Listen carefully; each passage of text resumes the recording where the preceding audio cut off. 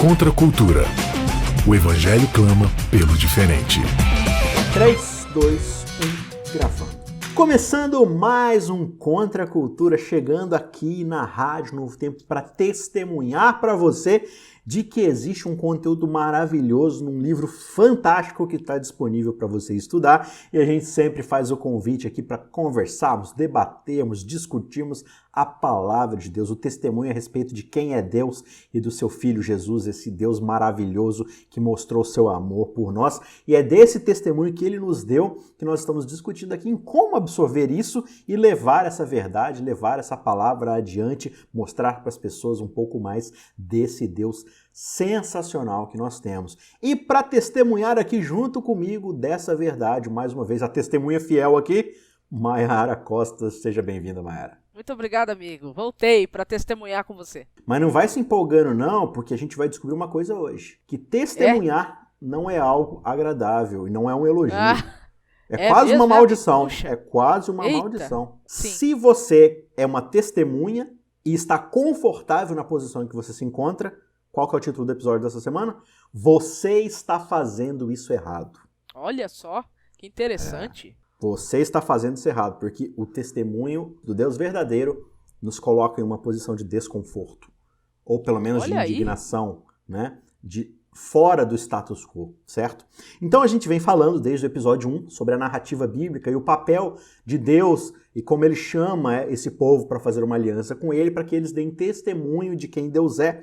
E o povo, logicamente, né? Estamos amaldiçoados aí pelo pecado, a gente acaba enveredando-se na direção de falsos deuses, dando testemunho de fato do que a gente verdadeiramente ama, que são os nossos ídolos, aqueles que nos proporcionam o que verdadeiramente desejamos, né? Porque idolatria é essa condição do nosso coração onde a gente busca aquilo que tem para oferecer o que a gente deseja, né? Então, se eu quero chuva para minha plantação, eu vou adorar o Deus da chuva. Se eu quero um filho, eu vou adorar o Deus ou a deusa da fertilidade. E assim por diante. A gente adora aquilo a quem a gente de fato ama. O Deus do trabalho, o Deus do dinheiro, o Deus do amor sexual, o Deus do patrimônio, enfim, né? Hoje a gente tem nossos deuses modernos aí e a gente ama testemunhar desses deuses porque de fato nós os amamos. Mas quando é o Deus verdadeiro, que é um Deus do sacrifício, da entrega, do amor, da liberdade através do serviço, aí a gente não gosta muito de testemunhar não, né, Mayara? Interessante você colocar essa questão da adoração nessa forma, porque fica suficientemente claro que a adoração tem tudo a ver com serviço, né? Dedicação,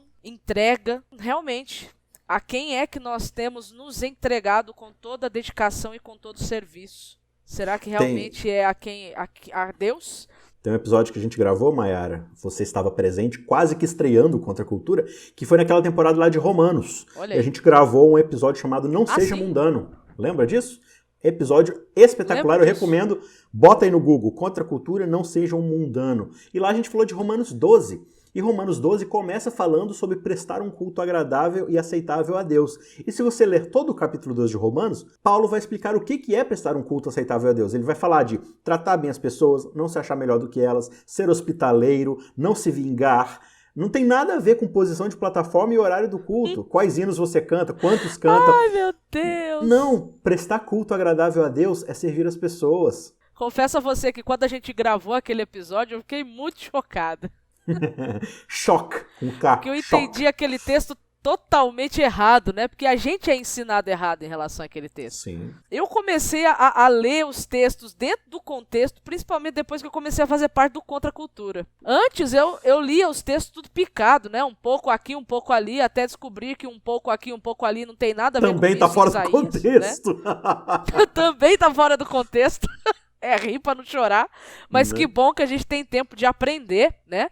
Porque aí depois eu comecei a entender a importância de entender o texto pelo próprio texto, dentro do seu contexto. E quando você descobre que lá em Romanos 12 o culto racional que o Paulo tá falando não tem nada a ver com rituais e liturgias, né? No sentido do sentido comum, né, da palavra, do jeito que a gente conhece, ele vai mostrar o que é uma vida de culto, né? O que é um culto racional a Deus, e é tudo que está ali. Inclusive, ele fala dos dons espirituais, e uma coisa que a Bíblia deixa muito claro sobre o dom é que o dom não é para edificação da pessoa, o dom é para serviço e edificação de outras pessoas. Então, até a forma como a gente usa os talentos que a gente recebeu demonstra quem é que a gente está adorando na verdade, né? Servindo na verdade.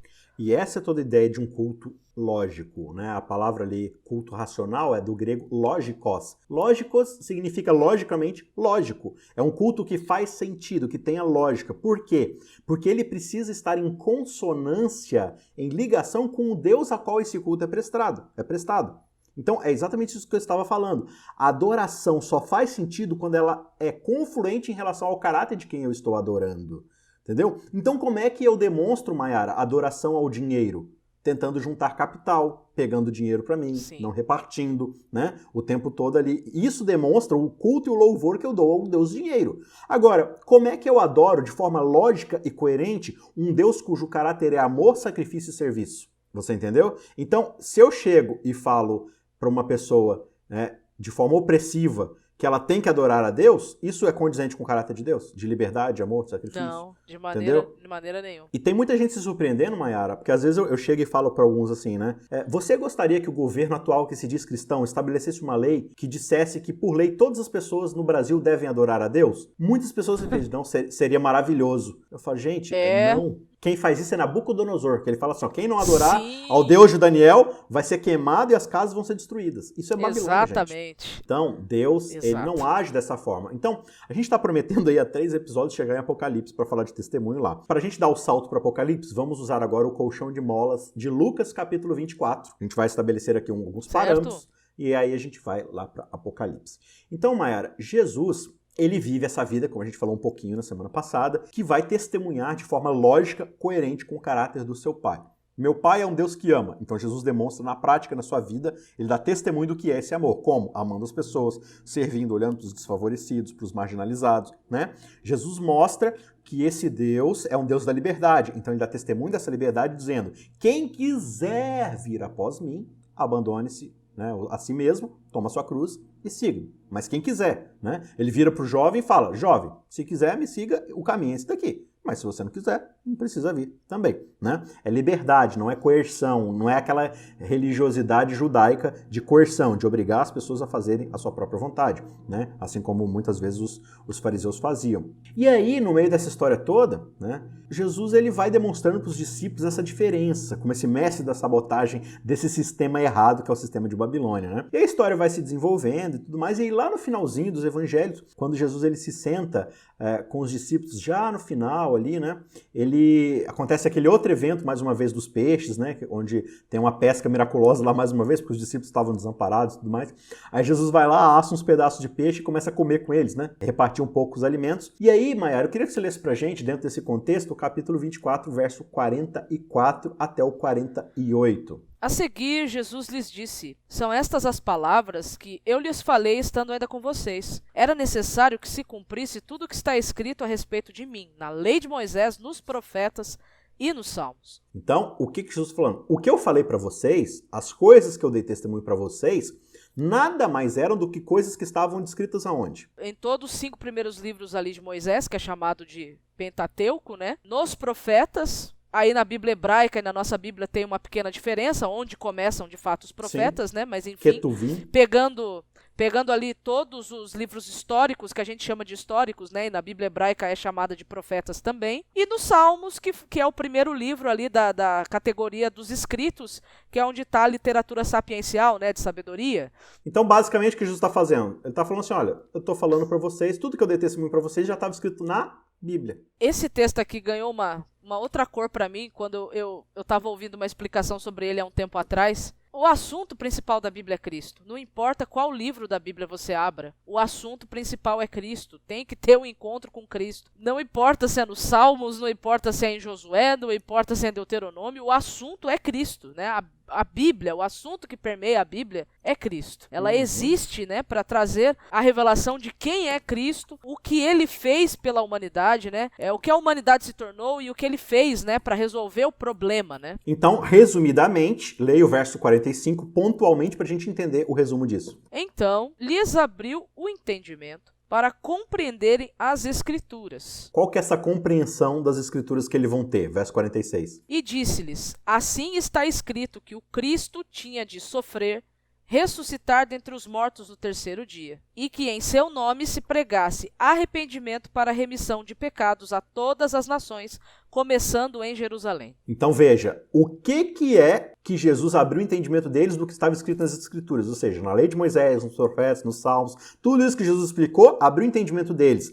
O que estava escrito nas Escrituras a respeito de Cristo? Do que as profecias testemunhavam? Qual que era o padrão, o testemunho, a essência de todos os profetas, de todas as pregações, de todos os salmos, de toda a lei de Moisés? Para o que, Maiara, tudo isso apontava? Para o sofrimento de Jesus, em favor da humanidade, né? É isso que seria pregado, né? Lê de novo pra gente 46 e 47. Assim está escrito que o Cristo tinha de sofrer, ressuscitar dentre os mortos, ou seja, para ressuscitar teria que morrer, né? Então, sofrer, né? Morrer, ressuscitar dentre os mortos no terceiro dia, e que em seu nome se pregasse arrependimento para a remissão de pecados a todas as nações, começando de Jerusalém. E aí, leia agora, com bastante ênfase, Maiara, o verso 48. Vocês são testemunhas destas coisas. Olha só, Maiara Costa, que coisa maravilhosa. Vocês são testemunhas do quê, discípulos? Do quê? De vocês mesmos? De quão vocês são bons e virtuosos?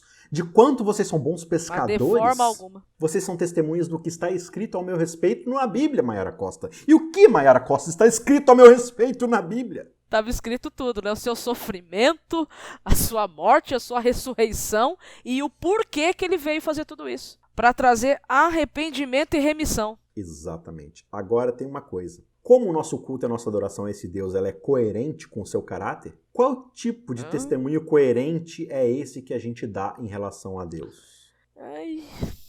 Se eu estou vivendo um testemunho que é confortável para mim, conveniente, que eu não me coloco numa situação de desgaste onde as pessoas podem me olhar feio, podem achar que eu sou, né, zoado. Eu não estou falando aqui, gente, só para deixar claro, né? Não estou falando de ser chato. Eu não estou falando de ficar enchendo a paciência das pessoas. Não tem nada a ver com chatice. A questão é, será que às vezes eu estou mais preocupado com o meu status, com a minha reputação, do que de fato com mostrar esse Deus, que é um Deus que sofreu, que se entregou por nós, da qual toda a Bíblia, desde Moisés, passando pelos profetas e salmos, vão testemunhar desse Deus sofredor que se entrega por nós. E aí eu vou testemunhar disso como? Aqui dentro do meu quarto, com as pernas para cima, com a minha Netflix, minha limonada gelada, né? Se eu estou fazendo desta forma, talvez eu esteja fazendo isso errado. O evangelho, ele causa desconforto.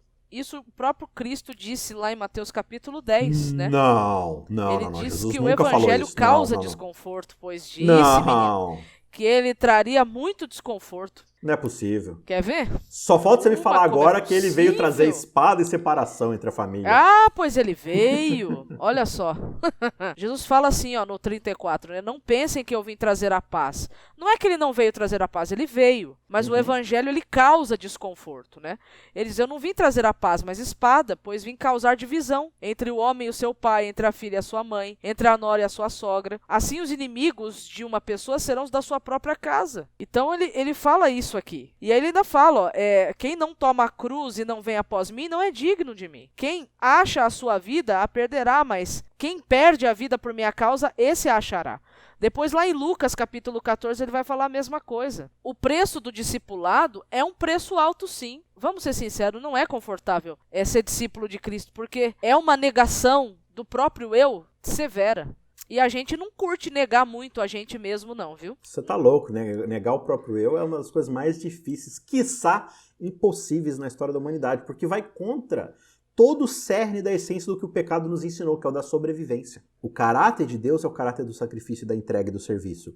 E o oposto disso, que foi o que Satanás buscou, é o da autoadoração, né? Da autobajulação, da autoascensão. E a gente busca isso o tempo todo na nossa vida. Exato. Então, quando eu estou mais preocupado em me autopreservar do que me sacrificar pelo outro, eu estou de fato adorando a quem? Adoração não é o que você diz. Adoração é aquilo que é coerente com o objeto da sua adoração. Isso precisa ficar bem claro aqui, entendeu? Então, eu amo a Deus, eu amo a Deus, eu amo a Deus. Só que aí eu não estou disposto a sair do meu conforto para poder dar testemunho desse Deus, né? No sentido das minhas ações e das minhas palavras também. O que Jesus deixou bem claro lá em Lucas. Vocês são testemunhas destas coisas que eu vos expliquei. Que coisas são essas? O meu sacrifício em favor da humanidade, o evangelho, a salvação, né? Só que isso vem a um custo muito alto. porque isso é contracultural, né? É o que a gente chama aqui o programa. Isso vai contra o senso comum da humanidade, que vai mostrar um amor sacrificial. E a gente fica, não, imagina, né? Porque a gente tem essa coisa de ficar devendo. Então a gente não quer aceitar as coisas de graça, porque a gente vai ficar em dívida, né? A gente fica, vou ficar devendo e tudo mais, né? Então assim, Mayara Costa, sem mais delongas, a gente enrolou. Vamos para o Apocalipse? Vamos para o Apocalipse. Então vamos lá para o capítulo 19, depois a gente volta do comecinho, mas eu só quero fazer essa ponte aqui. Então veja que Jesus explicou que a Bíblia explica, desde os seus primórdios, passando por Moisés, os profetas, os salmos, tudo dá testemunho de Cristo, seu sofrimento e a morte que ele ia se entregar para poder morrer por cada um de nós, pelos nossos pecados, como oferta aceitável, perfeita, maravilhosa a Deus. E aí, Apocalipse, ele trabalha muito com essa ideia do testemunho. E lá no capítulo 19, João recebe algumas palavras do anjo, né, do mensageiro, e aí ele fica tão maravilhado com esse anjo que ele se prostra no chão e começa a adorar o anjo. Olha que interessante. E aí o anjo fala uma coisa para ele, Mayara. Que coisa é essa? Não faz isso não, que eu sou um servo de Deus assim como são você e os seus irmãos que guardam o testemunho de Jesus. Adore a Deus. Eu, assim como você, sou fiel ao testemunho de Jesus. Agora, Mayara Costa, o que é o testemunho de Jesus? Aqui no finalzinho, né, do 10, né, verso 19, do capítulo 19, 10, diz que ele é o espírito da profecia. O que isso significa, na sua opinião, Mayara Costa? É claro que existe toda uma teologia que vai explorar isso de uma forma mais ampla, mas a gente está olhando isso de um certo prisma, então vamos nos ater a este prisma. Bom, a palavra espírito aqui, eu lembro que eu fiz uma pesquisa há muito tempo atrás sobre ela, né? Mas o sentido dela aqui é bem parecido com a questão de fôlego, sabe? De inspiração, talvez? Isso. Então, o que dá o fôlego, o que dá a essência, o que dá a inspiração, a profecia, a mensagem? É o testemunho de quem Cristo é. Então, isso é o espírito da profecia. Quem Cristo é o que dá razão, vida, essência para a mensagem, para a profecia. E no caso, quem Cristo é uma revelação de quem Deus o Pai é, certo? Exatamente, porque ele e o Pai são um. Então você está me dizendo que quando Jesus fala assim, olha, o que todos os profetas, os salmos e Moisés falaram na Bíblia, falaram nos textos, e que agora eu estou dando entendimento para vocês entenderem, é a respeito da minha vida e da minha morte. Ou seja, eles estavam dando testemunho de mim. Então, na verdade, o Espírito que inspirou, que deu essência, que deu sentido a toda a profecia do Antigo Testamento, nada mais é do que um testemunho a respeito de quem eu sou e, por consequência, quem o Pai é. Seria isso? Seria isso. Então, Mayara Costa, quando a gente fala assim, tal e tal livro é o espírito de profecia. Se eu falo que tal e tal livro é o espírito de profecia, o que eu estou dizendo sobre esse livro e sobre esse ministério profético? Eu estou dizendo que esse livro, ou esses livros e esse ministério profético, ele tem que trazer a mesma mensagem que a lei de Moisés, os salmos e os profetas trouxeram, porque provém do mesmo espírito de profecia. Exato, porque se não for essa a essência da mensagem, não é espírito de profecia. Mas, Mayara Costa, se aparecer um profeta dizendo para mim que eu sou salvo pela obediência à lei, isso é o espírito de profecia? Não. Mas e se for um anjo? De Satanás. Não, é maldição, como diz Paulo, é anátema. Tá certíssimo, é isso mesmo. Então veja, qual que é a ideia aqui? Apocalipse vai trabalhar com essa ideia do testemunho de Jesus como sendo a essência de toda a profecia. O testemunho que Jesus nos deu, sua vida, sua morte, sua ressurreição por nós, as coisas que ele falou, como ele tratou as pessoas, tudo isso é o testemunho que ele nos deu que revela justamente a verdade de quem é o Pai. Então é isso que vai dar forma, essência, vai dar sentido à profecia bíblica. Então, Mayara, uma profecia que me leva para longe de Deus, no sentido de que me ensimesma mais nos meus contornos, nas minhas ideias, nas minhas essências, é uma profecia pelo Espírito de Deus? Não, Deus já deixou isso claro lá em Deuteronômio 18. Se alguém prerrogar falar em meu nome e o tal disser coisas que eu não mandei, que não provém de mim, ele é falso, ele é mentiroso. Aqui no capítulo 1, no verso 1, diz revelação de Jesus Cristo, né? O Apocalipse. Apocalipse significa revelação, certo? Então, revelação de Jesus Cristo que Deus lhe deu para mostrar aos seus servos o que em breve há de acontecer. Ele enviou o seu anjo para torná-lo conhecido ao seu servo João. E aí o verso 2 diz, que dá testemunho de tudo o que viu. Ou seja, João é uma testemunha como? Contando o que ele viu. Isto é, a palavra de Deus e o testemunho de Cristo. Então, qual que é o testemunho de João? É a palavra de Deus e o testemunho de Cristo, que, na essência, são basicamente a mesma coisa, né? A palavra de Deus é o que ele quer nos revelar, e Jesus Cristo é a encarnação dessa revelação, né? Então, João, ele é testemunho dessas coisas, ele fala a respeito dessas coisas que ele viu, a respeito, né, de quem é Deus. Se você ler lá de novo João capítulo 1, o Evangelho de João, é maravilhoso como ele vai colocar Jesus Cristo como sendo a encarnação da vontade do Pai. E aqui no verso 9, ele ainda refere o seguinte: eu, João, irmão e companheiro de vocês no sofrimento, irmão e companheiro de vocês no quê? No sofrimento. No sofrimento. Exatamente. É o sofrimento que nos une dentro desse elo, no reino e na perseverança em Jesus, certo? Estava na ilha de Patmos por causa de quê? De Deus e férias. Do testemunho de Jesus. Tava no resort, né? No resort. Tava fazendo cruzeiro. Então aqui João já começa a mostrar o quê? O que nos une é o sofrimento, mas o sofrimento por quê? Por causa da perseverança em Jesus, que é motivada reino, né? Justamente por esse reino, que é justamente o que nos une. A ideia do testemunho de Jesus. O que é esse testemunho? Então veja que a ideia do testemunho como esse Cristo sofredor leva as suas testemunhas, os seus martus, né? Os seus mártires, também.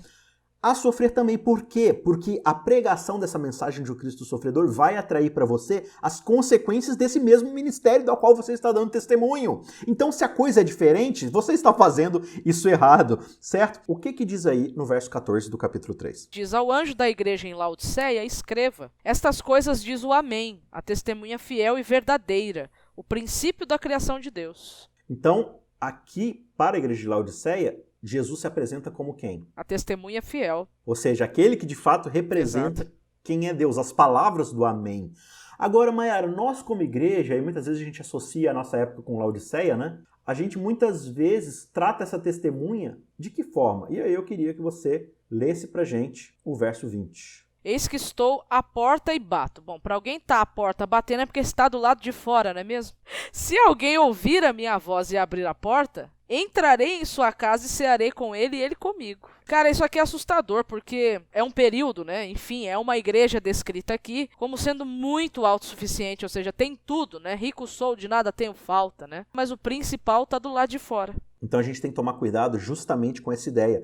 O testemunho de Jesus envolve aceitá-lo por completo, abrir a porta para ele. Quando a gente faz isso, a gente se coloca justamente nas mesmas circunstâncias, né? Claro, salvo as devidas proporções, salvo os devidos contextos, épocas, circunstâncias, mas a essência da natureza é a mesma, né? O testemunho envolve esse sacrifício, porque testemunhar de Jesus é justamente dizer que esse estilo de vida dele, de sacrifício, é o sacrifício, é o estilo de vida que representa melhor o caráter de Deus. E se nós somos sua imagem e semelhança, é esse sentido que nós vamos procurar. Então, Mayara Costa, para a gente terminar, isso ficar ainda mais claro, eu quero que você vá agora para o capítulo 12 e leia para a gente um texto famosíssimo que é o verso 17. Diz assim: o dragão ficou irado com a mulher e foi travar guerra com o restante da descendência dela, ou seja, os que guardam os mandamentos de Deus e têm o testemunho de Jesus. A palavra de novo aí. Tem o testemunho de Jesus, que é essa revelação sobre quem Jesus é e, portanto, quem é o Pai, que está contido no espírito da profecia que envolve toda a Bíblia e todos os profetas, certo?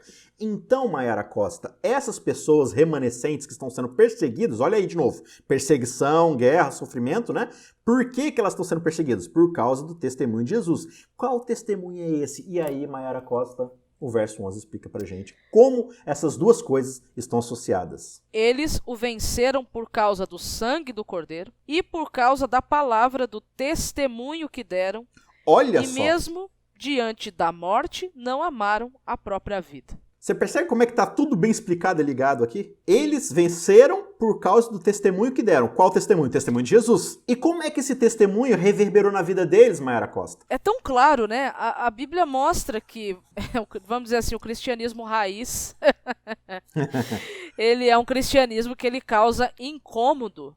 Por que ele traz tanto desconforto, né? Por que ele traz tanta inconformidade com o mundo? Porque Jesus disse que o mundo jaz no maligno, né? E o diabo prorrogou essa questão do mundo pertencer a ele, né? Mas aí você tem pequenos cristos que estão soltos andando por aí e que não se importam de passar pela experiência semelhante à do seu mestre, se isso significar que mais pessoas também poderão ser contagiadas por esse estilo de vida e por esse reino, né? Por que traz tanto sofrimento? Porque você está incomodando o reino das trevas. Aí eu lembro de um episódiozinho da vida de Paulo, que ele estava em Éfeso, está lá em Atos 19. E aí quando ele chega lá, tinha umas pessoas que, né, tinha uns exorcistas lá que faziam uns showzinhos lá, né, pra ganhar uns. E aí chega Paulo também expulsando demônios pelo poder de Cristo, e aí esses exorcistas vão querer usar o próprio nome de Cristo para arrecadar mais público, né, mais audiência para suas exibições, digamos assim. E aí um dos demônios diz assim: escuta, Cristo eu sei quem é e Paulo também, mas vocês quem são? Aí dá uma surra nos caras, né, eles saem nus e machucados da cena, mas ali o que me chama mais atenção é que o nome de Paulo, ele era conhecido, digamos assim, no inferno, né? Vamos usar o termo popular, né? Mas não era conhecido no inferno por ele ser um deles, né? Ele era conhecido por ser semelhante ao inimigo número 1 deles, que é Cristo, né? Então eu acho que todo mundo que é cristão hoje precisa entender essa realidade que nós estamos estudando aqui e que o Apocalipse trouxe. Se você se colocar ao lado de Cristo, automaticamente falando, eu digo verdadeiramente, né? Se você se colocar verdadeiramente como um discípulo de Cristo, automaticamente você estará se colocando contra Satanás. E isso vai trazer, sim, consequências. De fato, a nossa vida, ela vai ser testemunho daquele Deus a quem nós adoramos, né? Não que a gente deva trazer esses méritos para nós e falar que a nossa vida é o que vai resolver o problema. Não é nada disso. Só que a gente precisa entender a coerência do reino a que a gente vive e do rei a que a gente serve. A gente serve a esse mestre sabotador que sabota com a própria vida, né? Com seus ensinamentos, com seu serviço, com seu sacrifício, os sistemas do reino desse mundo que jaz no maligno, né? Como a Mayara mencionou. A gente, de fato, obedece, né, às leis desse reino, que são as leis do sacrifício pelo outro, do serviço pelo próximo, de demonstrar esse amor de Cristo, transformando a nossa vida e nos levando a servir aquelas pessoas que estão ao nosso redor, mesmo que isso exija da nossa parte sacrifício, né, prejuízos, dificuldades, dissensões, no sentido, né, não no sentido de sair brigando com as pessoas, mas que isso naturalmente é contra o status quo, né? Então, quando a gente de fato se propõe a viver esse reino, a servir as pessoas dessa forma, o inimigo vai ficar bravo, porque ele vai sentir que o seu reino está sendo, né, sabotado, mas é assim que funciona. Então, é dessa forma que você testemunha do jeito certo, né? Com alto custo pessoal, mas nenhum preço vai ser maior ou chegar sequer perto do maior sacrifício de todos, que é o próprio Deus descer do céu, assumir a forma humana e se sacrificar por cada um de nós. É esse exemplo que nós seguimos, né? Lá em Coríntios, Paulo vai falar: ele morreu por cada um de nós, para que aqueles que vivam já não vivam mais por si mesmos, mas por aquele que por eles morreu e também ressuscitou. Fica aí o convite para você, que Deus te abençoe e a gente se vê na semana que vem. Tchau, tchau. Contra a cultura. O Evangelho clama pelo diferente.